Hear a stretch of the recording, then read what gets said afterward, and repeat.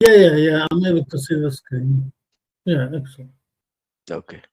So recording is also enabled Now, now. when you share the recording, it will be like MP3 or WAV file or It would be what? a MP4, I believe, web file. Yeah, so it will be open by VLC by Yep, any yep. media tools, correct? Yeah, any media player you can run that meeting recording file.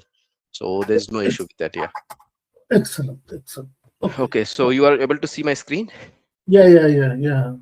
Okay, so thank you for giving me this opportunity that where I can just explain you about the HMR, which is the most important thing in this today's telecommunication world, which is changing day by day. You know, so we have a very good feature if you say it is header manipulation rule under the SBC, and if I say in every SBC we have this HMR, but I feel on Oracle SBC we have a lot of that where we can modify anything with respect to headers, with respect to SDP, session description, protocol versions, etc. So we can do and play around it, and you might be playing around it. So let's go it. Today I am going to just discuss on the module one, where we will discuss about the architecture, hierarchy, and some application of the HMR. So why do we need HMR? Now, with regard to recording, is that happening? Do you record the session? I'm not Yes, able yes. to see on the meeting any indication that the recording Yeah, is going it on. is recording at my end, so that's why you will Ah, not see. Yeah, okay, fine, yeah. excellent. Yeah. So why do we need HMR? So there are various purposes of where we need the HMR. So first method is interoperability. So if you have come across any cases where the call manager integrated with via SIP trunk with Oracle SBC, so I have seen there is a method which is KPML for DTMF transaction. So CUCM supports KPML along with this RFC 2833, which is your DTMF version.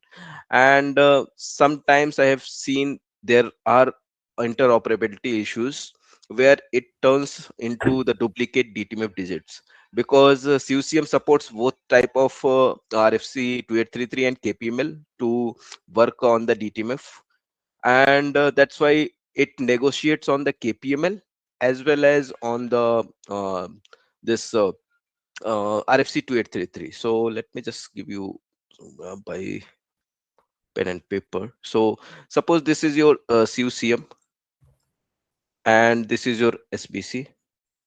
Okay. So whenever invite comes from CUCM to ASBC, in the SDP it contains RFC 2833, which is 101 telephone event payload type, and it's in allow header. It also gives you KPML event type.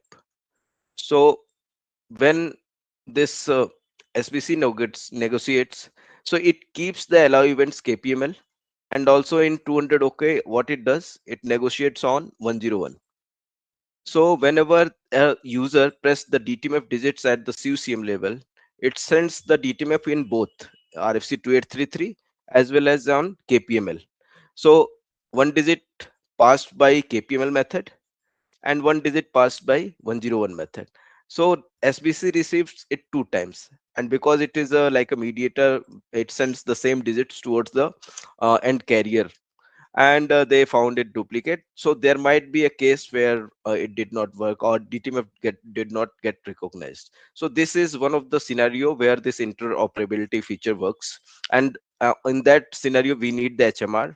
What HMR will do when we come across this two kind of scenario where we have two methods to supports one kind of DTMF, so we can remove one of the method so that the duplicacy of DTMF digits will not occur.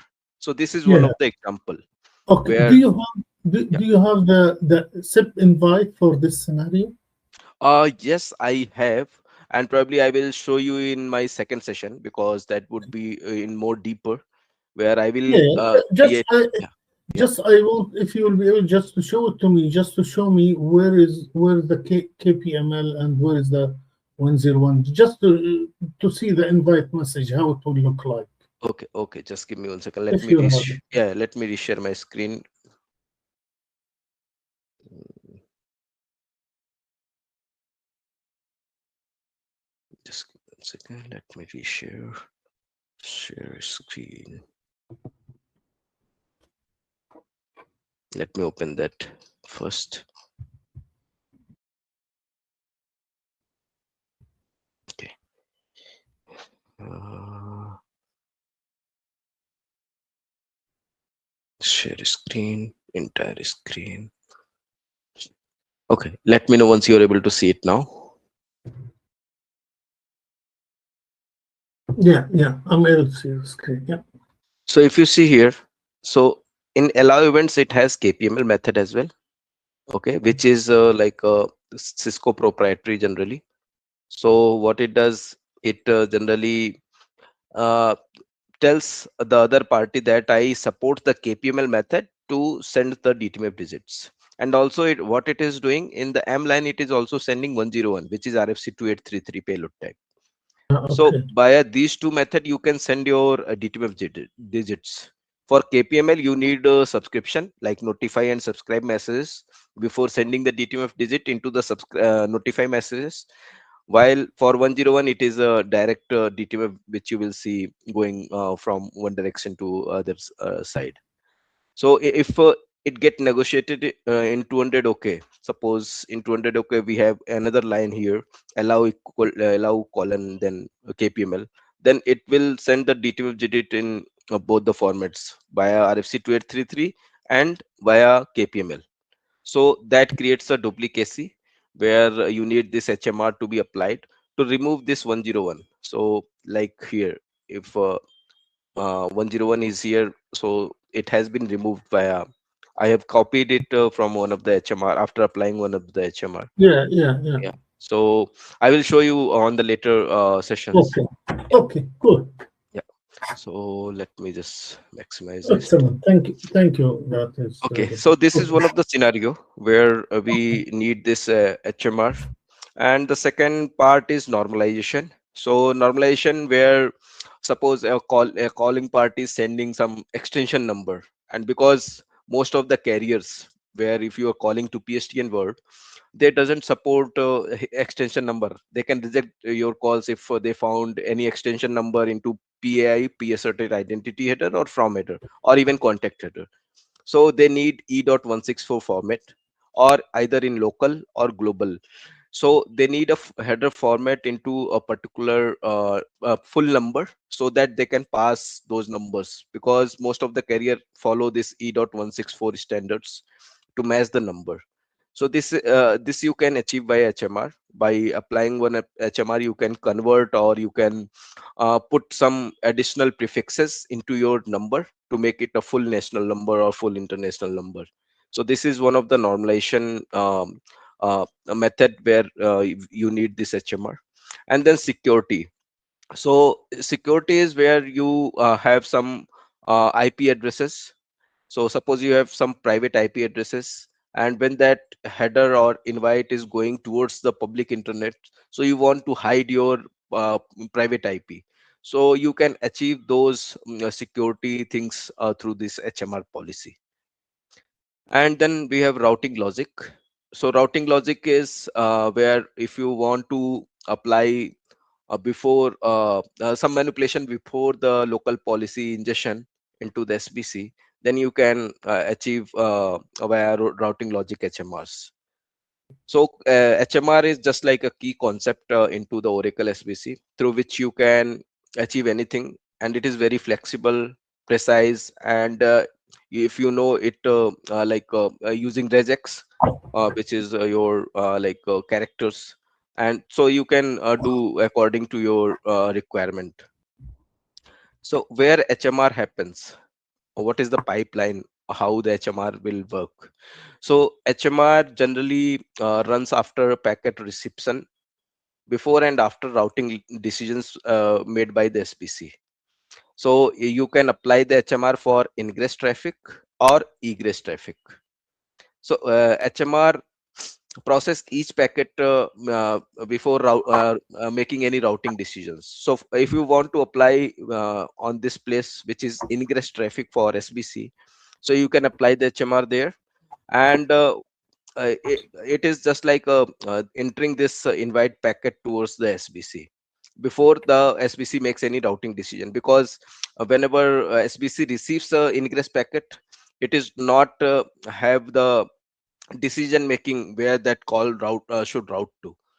But whenever you apply the manipulation in the egress leg, so at that time you have the internal logic that, and SBC knows where the call is getting routed. But before routing that call towards the egress carrier, you need some modification, so you can do this via this egress manipulation HMR. So this is how the HMR pipelines and HMR happens within the SBC. Then we have some HMR hierarchy, how this HMR hierarchy works. So for configuring the HMR, so there are three rules, which is first one is element rule, which is under the header rule, and then we have the actual SIP manipulation.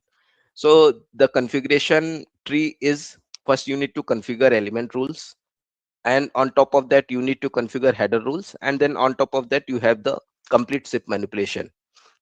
So a single SIP manipulation contains three rules, which is combined with header and elements. And when the SBC do the logics or apply that HMR, it applies the HMR into, when the call comes, it hit to the SIP manipulation, and then under the SIP manipulation it checks what are header rules, and then from that header rule it calls the element rules, and then whatever is written into that element rules, it apply those logics accordingly.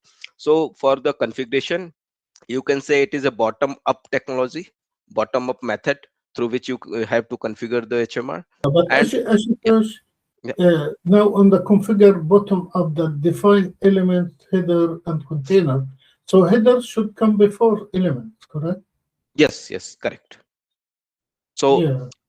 but if you want to configure element rule, so you need to if you want to configure a header rule, you need to configure elements first, and then you will be able to configure header rules, and then the SIP manipulation.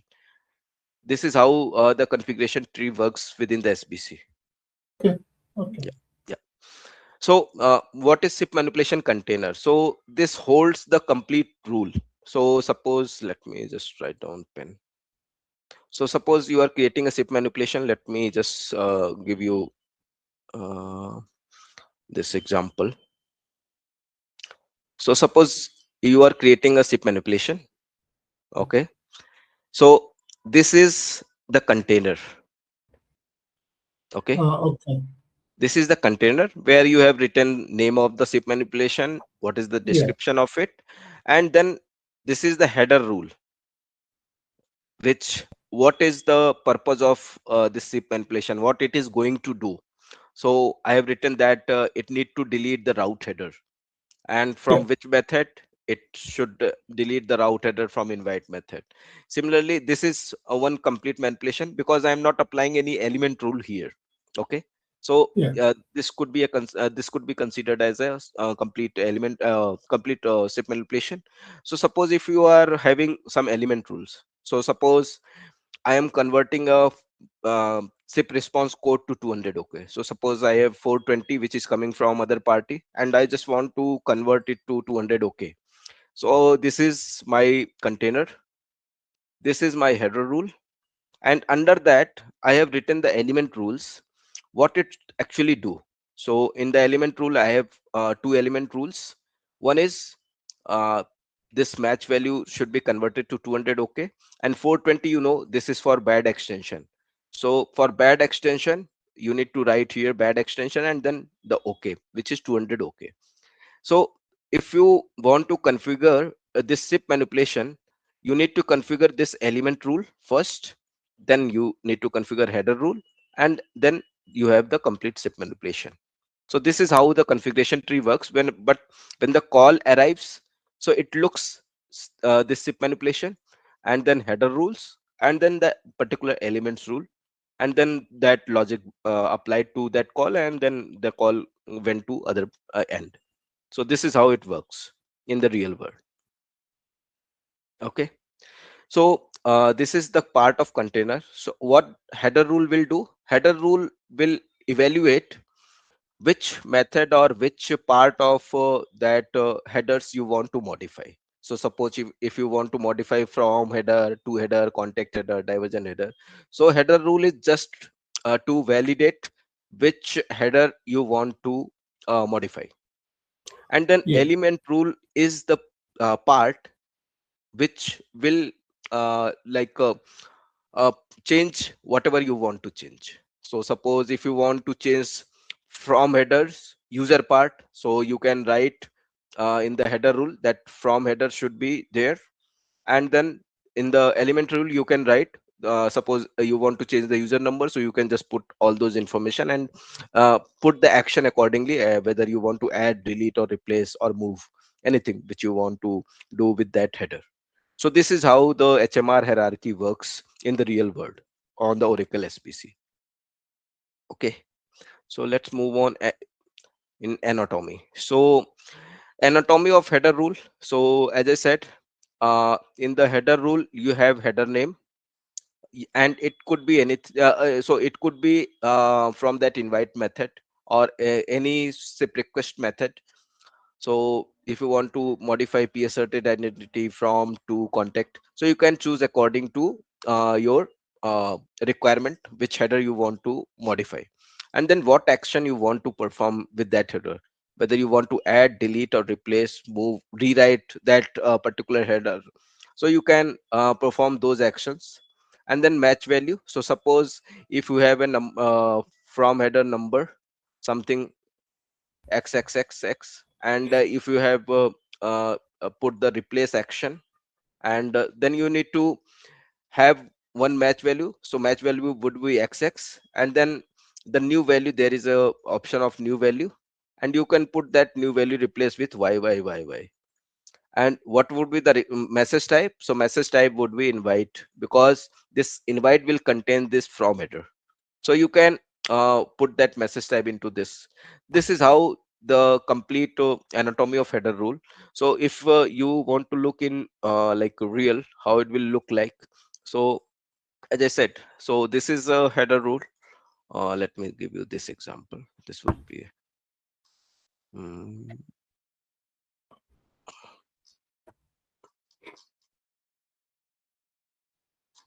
okay. So here I have created one SIP manipulation. So in header rule, what I am calling, I have given any random name, and header name, which header I want to modify. So I have manipulate. put the from, sorry, Yeah. yeah, yeah, Just saying, yeah, can manipulate, yeah, yeah. And manipulate, then yeah. what action I want to perform SIP manipulation, and then I have created a new value, and in the new value I have written all those parameters which action I want to perform. So in this I have written that you need to read the status line, and you need to manipulate it, and you can define the methods. So I have just defined notify and subscribe. You can put invite here as well, which I will show you in the later of this session how you will do this. And then it can convert your 420 bad extension errors into 200 okay without any thing. You can create this logic. So I will go into the later session and show you how it works in real. So element rules, what you can edit. So element rule contains user part where you can edit or replace or anything with the user part related information you can edit. Whether you want to convert any extension into E.164, map any numbers, anything. And then host part, whether you want to replace some IPs, rewrite host names, etc. So you can do this in host part edits. And then parameters, so whether you want to add any privacy header or any values which you want to adjust into the element rules, so you can do through parameter edits. So these are some element rule logics or surgical changes which you can do within the SBC. Then we have attachment points where we need to actually apply the the HMR policy. So there are precedents. So if you have applied the HMR on session agent, it will ignore the HMR which are applied on the realm or SIP interface. It will give the precedence to the HMR which is applied on session agent. It is the highest priority, and you can attach any of the HMR policy to any of the session agent, because we have multiple session agents. Suppose if you are running any ISP, if you are running a service provider SBC, then probably you will have multiple session and multiple customers trunks. So you can apply that HMR policy to a particular trunk or to a particular customer Yeah, that's peer-to-peer correct. connection. That's it. Yeah, that is, yeah, to apply to a session manager to avoid having to the whole realm. Right, And you right. can also put it on realm to make it for all of trunks, or to put it on the SIP to for any realms that sharing that SIP or nesting and Yep. realm nesting, they will be able to have it through the SIP interface. Yeah, yeah, that is, yeah, that I know about it. Yeah. Yeah, because if you are running a service provider SBC, so because we have in our environment where we run the service provider Oracle SBC, and we have multiple customers there, so you might come across where you have multiple realm as well. Okay, so in that case, it is very important the attachment policy where you need to actually apply the the HMR on which place. So, and in that case also you have multiple SIP interfaces if you are running a service provider SBC. So because for enterprise SBC it would be for a particular customer or particular organization, right? So it would be easy. They might have multiple session agents, but they will have only single realm and single SIP interface. But for a provider SBC, you will have multiple realms and multiple SIP interfaces along with the multiple session agents. So in that case, it is very important to understand where you need to apply this HMR policy. So session agent is the highest priority, and then realm, and then SIP interface. This is how the priority allocation works within the SBC for the HMR to do the logic. Yeah. Sorry. So this is ingress versus egress. So how the ingress policy or ingress manipulation will work. So as I said earlier, ingress manipulation is before SBC makes any routing decisions, and egress manipulation where SBC makes already made a routing decision, and it just want to modify some parameters within that headers. So in that case you can use this egress manipulation. And ingress, so suppose if you want to prepend any country code to your caller ID, or you want to convert your extension number into E.164 format, so you can apply ingress HMR policy where it will just convert the E.164 number, and then it will make the routing decisions towards the end carrier. And in egress, how the suppose if I give you the example of P asserted identity. So suppose you received a ingress, in ingress you received a extension number or any random user number, and you want that other party who is actually receiving call, end user, you want to populate your CLI or global CLI of your company. So you can replace this through egress manipulation method, where you can just put your organization hotline number. So it will be presented to the user, and if they want to reach out, so they can reach out to that hotline number. So it is very important in case of customer banking customers or financial institution where they have a stock market or something like that. So they generally prefer this egress manipulation, where they just want to populate their p-asserted identity or calling line id presentation on the end user should be as a hotline number. So this is very much clear from ingress and egress. So what is the HMR purpose? So why we need, we have already discussed how the hierarchy would be, and the timings where we need to attach these. So probably let me just go ahead on the SBC. Let me log in.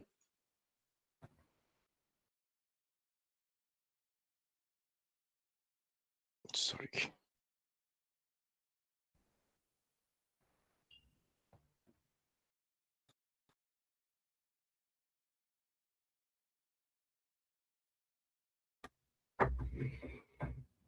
So you have any kind of lab or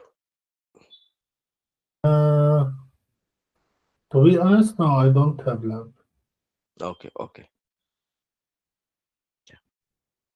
So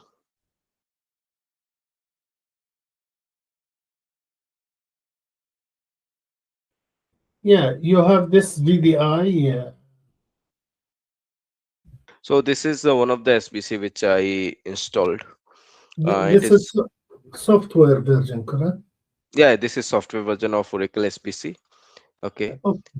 And if you want to see any kind of alarms, you can see there are no alarms. Yeah, And yeah, I am fully aware about the yeah, and administration part. yeah, and No worries. currently No, it no, is, I know the cluster is not working now. No yeah, yeah, problem. yep, yep, Now, yep. what we all care about, just the HMR part, in case Okay. if you can make calls. And, now, okay. So let's follow the PowerPoint that you have, and to see what do you have. What is the so is this is the last slide on the PowerPoint today? Yeah, yeah. So this is the last Okay. slide on PowerPoint Okay. today, and I'm just going to give you some brief on this SIP manipulation, and we will. I have some examples of some invite headers and 200 Yeah. OK Okay. 250 Fine. headers, which we will test on this by applying our SIP manipulation on the SBC.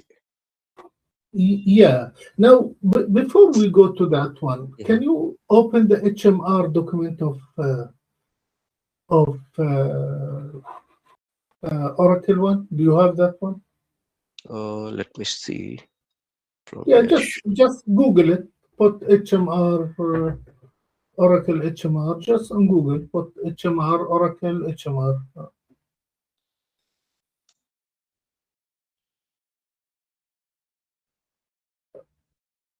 Yeah, you will find it there.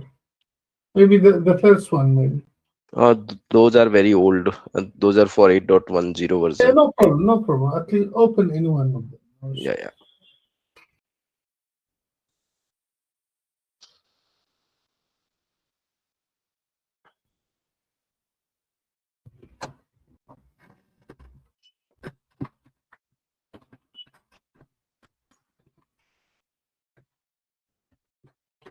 I will send you the latest one, or maybe you will have it, but later on. But just for me, Let it open. Yeah.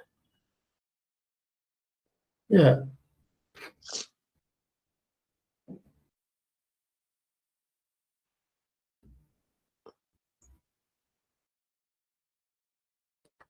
If you will go down with that one, there is some elements that if you will be able to go down, maybe no. Yeah, down after the index, it will show you the main elements of the HMR. Like there's a default variables and all of these. Do you know the page number or anything like that? Yeah, just you can search default variables. Okay. Variables.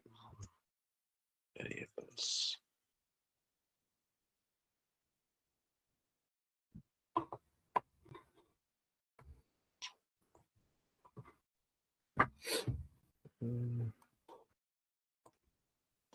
There are variables, Yeah, built-in variables. No, no. Default Just variables. no, no, no, no. If you will go to just Sbc HMR,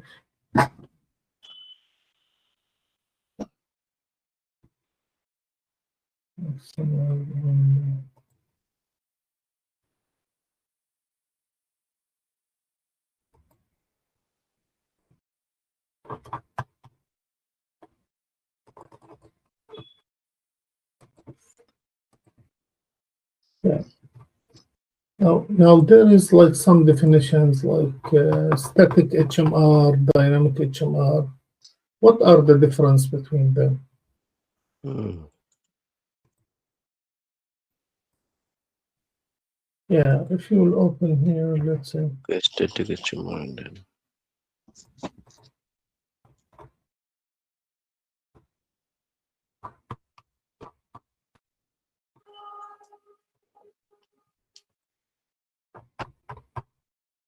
Yeah, okay.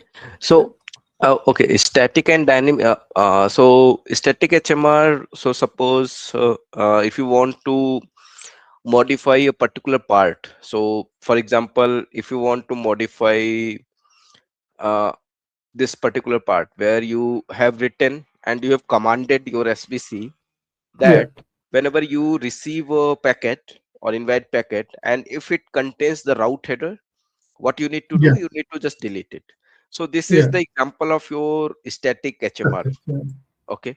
And in dynamic, what it will do, it will automatically checks those HMR or alteration policies, and then it do the modification accordingly. So in the definition also it is written the same. SIP mm, HMR lets you set up dynamic header manipulation rules that gives you the OSBC complete control. So you are not controlling, you are not directing your SBC that this parameter or this header you need to manipulate. It will be logically decided by the SBC, and it will be controlled by the SBC what headers you want to alter yeah, using your regular expression and high degree values. So generally this dynamic HMR comes into picture where you need where you do the regular expression manipulation, or you apply the regular manipulation expression. So in that case you can tell or you can tell this HMR kind of policy as a dynamic HMR. Okay. yeah. Yeah. So Okay, that fine. is Can you go that is yeah. can you go a little bit down? Yeah. Yeah, yeah. HMR components. Hmm. Can you go down with this one? Yeah, Yeah. the HMR components. Down, down, Okay. down, down. These Yeah, are, yeah.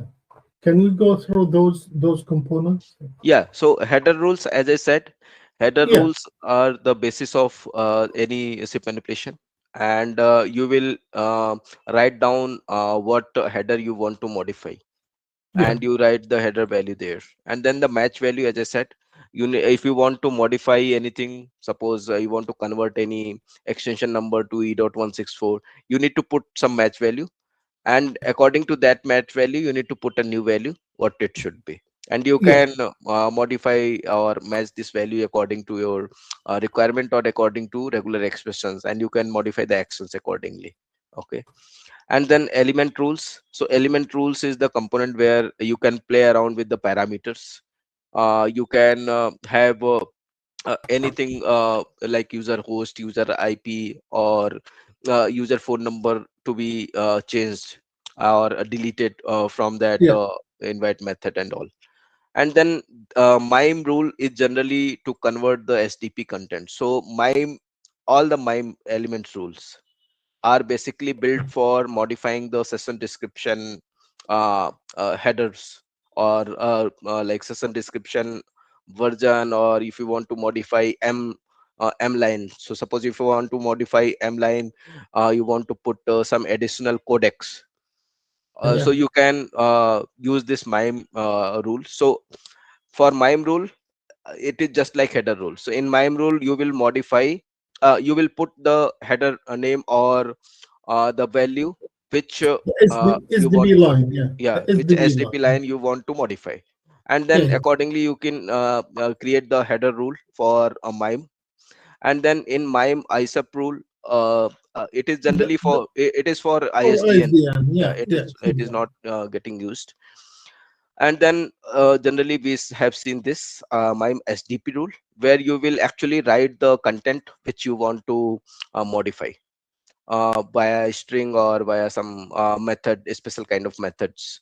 And then in SDP session rule, what could be the content length, or what could be the attributes you can define into this SDP session rule. And then in SDP media rules, so in SDP media rule is generally for make for M line, where if you want to Yeah. modify the M No, line, then you can okay. modify this SDP, then you can apply this SDP media rule. And then SDP line rule is for where you want to have some single description line for which method, or for which, suppose if you have G711 a law, so generally in attribute, it is having the sampling rate, right?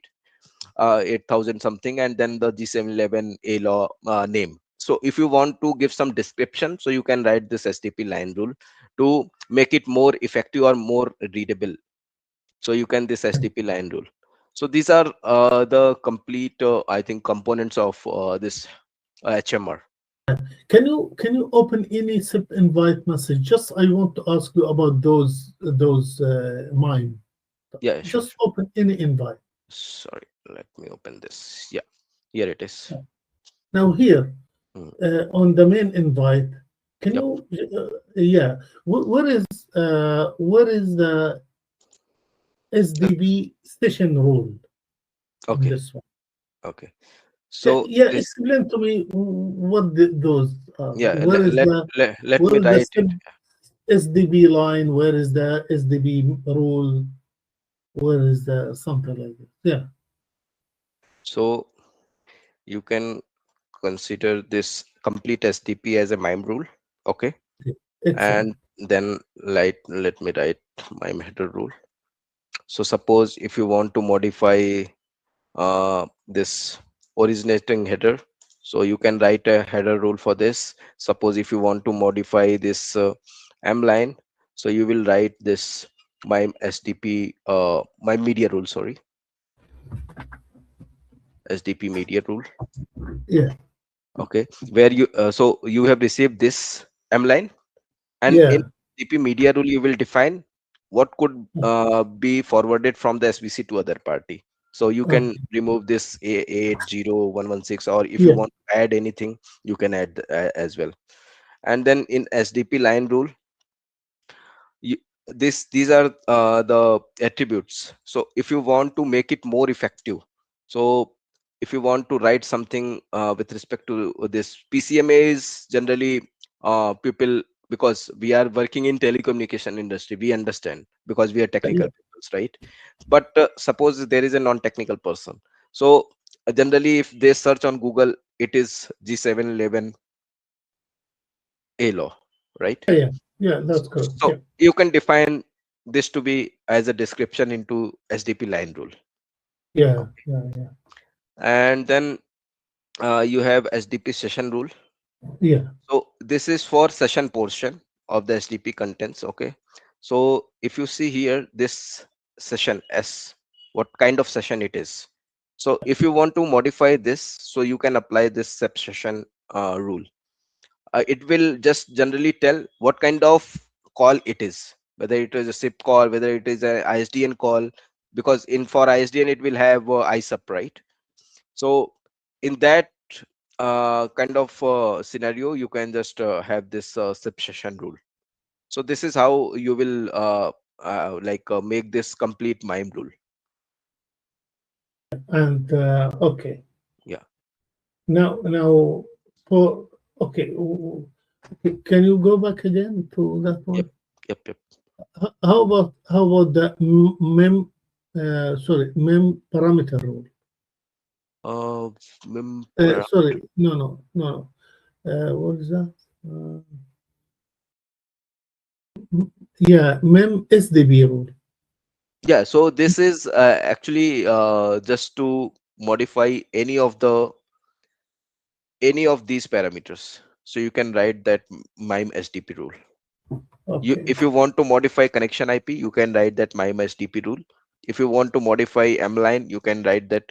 But for modifying specifically this line, you can add SDP media rule.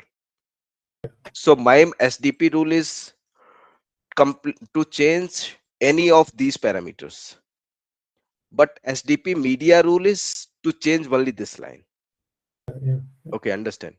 So MIME rule, under MIME rule, you can create MIME SDP rule where you can target any of these attributes or parameters to change according to your requirement. Okay. okay, But if you want to change only M line, so you can create SDP media rule okay, instead of yeah, creating MIME oh, SDP rule, and you can have your requirement fulfilled. okay. Okay. Yeah. And if we'll go down to that, Mhm. there is the default variable. Just I'll show you. Can you go down on page number 19? Page number Down, 19, yeah, down. Yeah, built-in variables. Yeah, down. Yeah, go down. built-in HMR, Yeah, down, built-in down. variable. No, Okay, yeah, built-in here. variable. Yeah, yeah. Mhm. Can you just yeah, yeah, explain me a little bit about this one? Okay, so built-in variables are just like you have already some built-in feature. So suppose if I give you the example, if you are running any Android phone, so nowadays you have Facebook and other social media application built in. You don't have to install it from Google Play, right? So it is similar kind of thing where some variables are already intact with the software version, which you can just Yeah, utilize. That is yeah, why it is called built-in variables. And yeah, there are these variables which are built-in, so you can just use it. So suppose if you want to change any SIP interface IP, yeah, suppose from private to public, so yeah, you can use this variable to change those. If you want to change any port, so you can change the port numbers with this variable. You don't have to store it or something like that. yeah, yeah, Generally, yeah, what we will do in the HMR, we will store it and then into a variable, and then we will make use of it, right? But for with built-in variable, you can directly change it. You don't need to store it, because that is a feature of Oracle SBC. okay. And so these are the built-in variables which you can use, and generally I have seen this is for mostly IPs and ports only. There Yeah, are, it's yeah, being used for typology hiding. yeah, right. Only for this comes when the security things, if you want to have security HMRs, then probably you can use this built-in variables, because I have not seen there are like Yeah, generally for CLID and other, we use the dynamic or the static HMRs, where we want control in ourselves. yeah. Yeah. So So those there, are like built in. You can use it whenever you want, or yep. you can create your own, correct? So, And yeah. use So you that. can create your own, or if you want to, because if you have the contact user, and so it knows which header for it want to modify.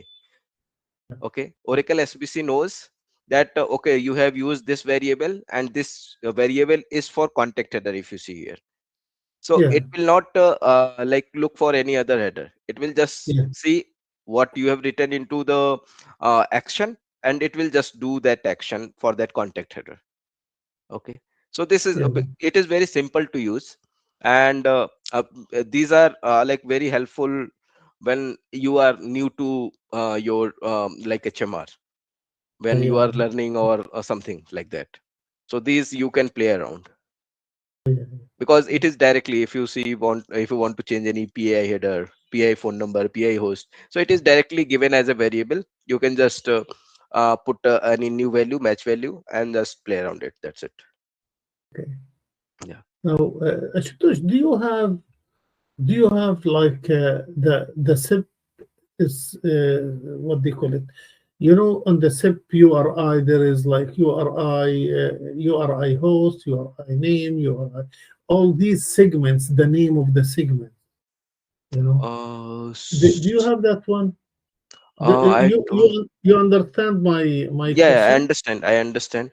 I think Like, I don't have that kind of invite where it has the URI host and URI user information and all. oh, not Probably I will look necessarily it. an Yeah. invite. I mean, in general, it's like a SIP.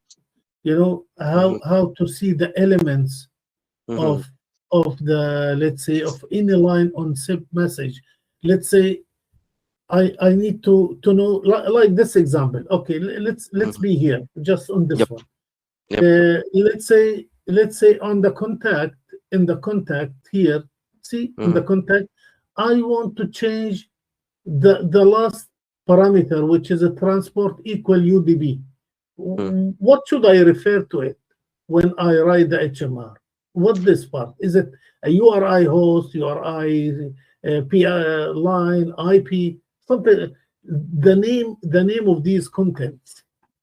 So you need to refer contact header and you Yeah. need to perform modify action, and in the match value you can write this if it contains like a variable, and So, then but yeah, in the yeah. element, it will ask me what type of element that I should refer to it, like, correct? Mm, yeah, yes, yes.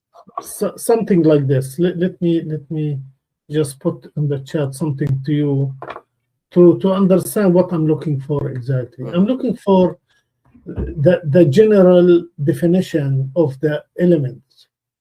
No, mhm. I'm not only looking for what they call If you have any example, just put me on the chat.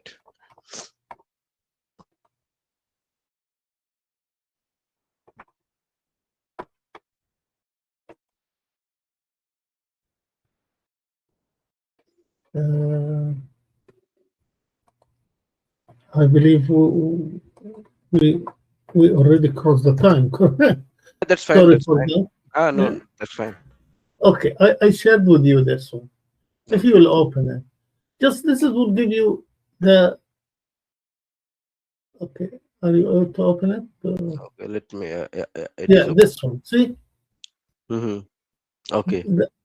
the contents, of each line. What does it now? In case of I need to change URI info parameter X, and Hmm. on the second page there, I will be able to come here and to know what this refer to.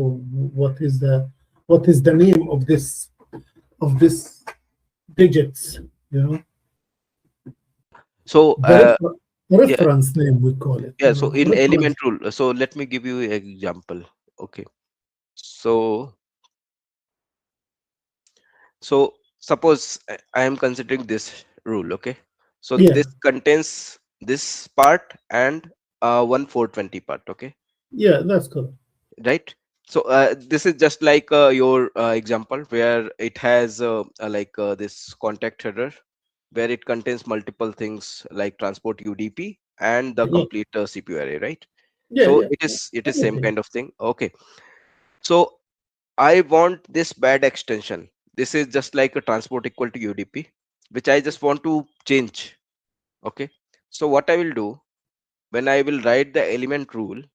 So in element rule here, I will put the match value like this. Okay, Bad just you will like find and extension. replace. Yeah, That's it. yeah, yeah, Yeah. right. Bad extension. And Mm. with new value, I want to replace okay. Okay. And it will show you in the element rule just like this. Okay. So Okay. let me come on the SPC. Show Yeah, yeah. running config, zip manipulation. Okay. So if you see here, this I have written bad extension, and I am matching this bad extension, and then I'm Yeah. converting giving it a new value 200. Okay. So Okay. suppose if I want to test this search zip manipulation, refresh manipulation, zip manipulation, and then I need to give this name, and then load zip messages. Just give me 1 second.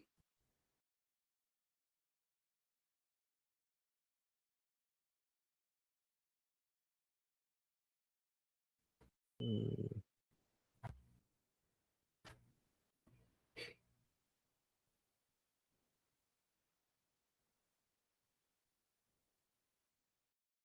on the SBC. Okay, it is successfully passed, and let me execute now. So if you see, currently it is showing 420 bad extension. Okay, and in element rule I have defined that this 420 need to be converted into 200. Okay, now Yeah, it has been converted to 200. Okay, so yeah. if you want to write anything, so you can just need to match into the value, and then you can put the new value. So you can put transporting. Can you go a little bit up on this HMR? Little Yeah, bit up. Yeah. yeah, Now here to change it, what you have done, you have specified the status line, correct? it's correct. And you ask manipulate. Yep, correct. Okay.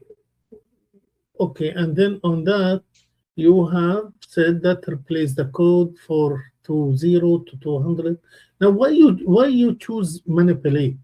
Why you why you didn't make like an the action to replace instead of manipulate? Yeah, so in replace sometimes it is like very important to understand why I am replacing here, because Replacing, you are going into the